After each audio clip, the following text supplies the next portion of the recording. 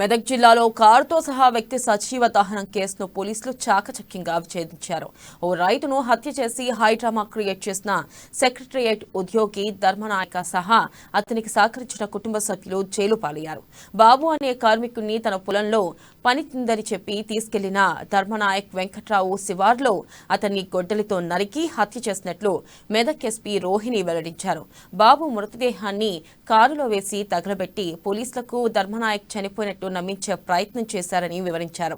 ఈ కుట్రలో ధర్మనాయక్ భార్య నీలా, అల్లుడు శ్రీను, నాయక్ సోదరి సునంద, బంధువు జస్పిన్ సహకరించారని వారిని అరెస్ట్ చేసినట్లు మెదక్ ఎస్పీ తెలిపారు.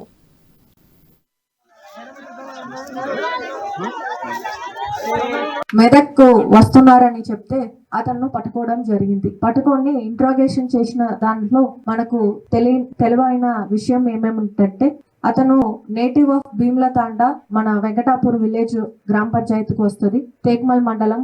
అండ్ అతను ఒక అసిస్టెంట్ సెక్షన్ ఆఫీసర్ గా పనిచేస్తున్నాడు. ఇతను కుక్కట్పల్లిలో ఒక సొంత ఇల్లులో ఉంటున్నాడు. 2018లో ఇతను ఎక్కువ డబ్బులు సంపాదించాలి, ఎక్కడ డబ్బులు ఎక్కువ వస్తుంది అని ఒక రీసెర్చ్ చేస్తుంటే ట్రేడింగ్ లో చాలా ఎక్కువ డబ్బులు వస్తాయి అని చెప్పి ఎవరో చెప్పడం వల్ల ఆన్లైన్ ట్రేడింగ్ మొదలు పెట్టాడు.